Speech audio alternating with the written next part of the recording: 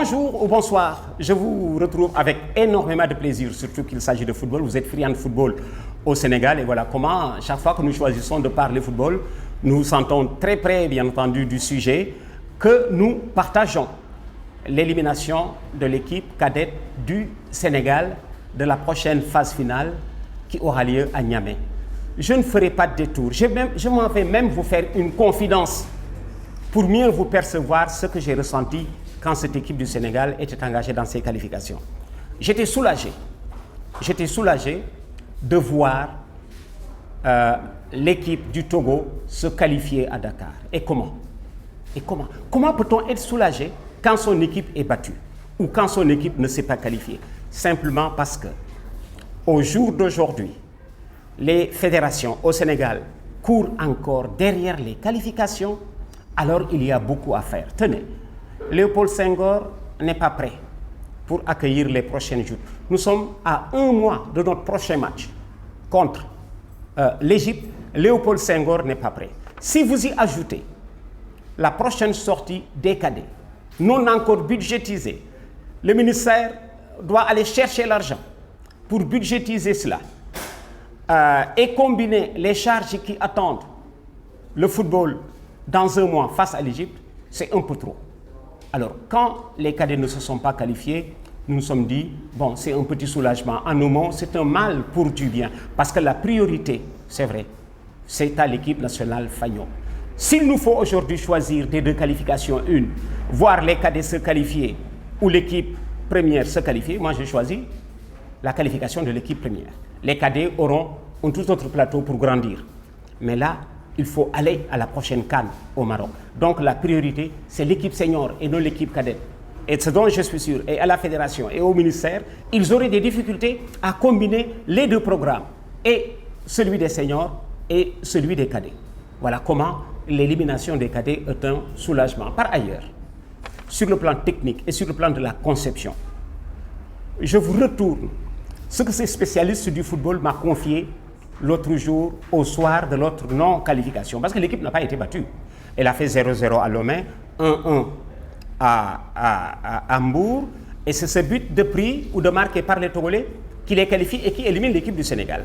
Alors, je disais donc que cette équipe du Sénégal, sur le plan de l'approche, n'est peut-être pas la meilleure. Et là, je vous livre la confidence d'un technicien du football qui m'a dit un jour, Ablaye, pour ce qui est de la sélection des petites catégories, il faut que les arbitres soient impliqués au plus haut niveau. Et je lui dis comment? Comment impliquer les arbitres pour constituer une sélection? Il me dit, Ablaye, quand des cadets sont programmés le dimanche à la police, au terrain de la police, quand des cadets, le dimanche matin à 8h, quand des cadets sont programmés le dimanche matin à 8h au terrain de la police, le dimanche matin à 10h à Guédiawaye, le samedi matin à 8h au terrain de Ngor, il n'y a personne. Si ce n'est un groupe qui accompagne les équipes en lice, s'y ajoutent les arbitres. Les arbitres ont suffisamment vu de championnats de petite catégorie, tellement juste que tous les arbitres qui officient avec la petite catégorie ont en tête une image ou un nom d'un garçon promu à un grand avenir. Il faut se rapprocher de ceux qui regardent tous les matchs. À la direction technique, ils n'ont peut-être pas, comme on dit, le temps d'aller partout le même jour ou souvent la même heure. Il faut impliquer les arbitres dans un football où on a la possibilité, comme on dit, de multiplier les contacts. On est riche autrement. C'est vrai que nombreux sont ceux-là qui oublient que les arbitres peuvent être associés à une sélection. Eux qui regardent tous les samedis matins et dimanches, entre 8h et midi, la petite catégorie. Ne sont pas nombreux les Sénégalais qui se lèvent le samedi matin ou le dimanche matin pour aller sur le terrain regarder un match de petite catégorie. Ce sont les arbitres qui le font. Alors autant les impliquer dans la sélection au niveau de la petite catégorie. S'y ajoute. Et là, ce n'est la faute de personne. Si les cadets ne se qualifient pas, il n'y a pas assez de terrain à Dakar. Il n'y en a pas assez. Le football est en train d'ailleurs de déménager. Il est en train de déménager. Pikine, Guédiawaye, Ngor sont sur les derniers rôles. Guédiawaye, Coupe de la Ligue, Pikine est champion, Pikine postule au doublé, Ngor est en finale de Coupe du Sénégal. Le football est en train de sortir de Dakar. Et cet élément est important. Il n'y a pas de terrain. Et comme il n'y a pas de terrain, la priorité aux grands.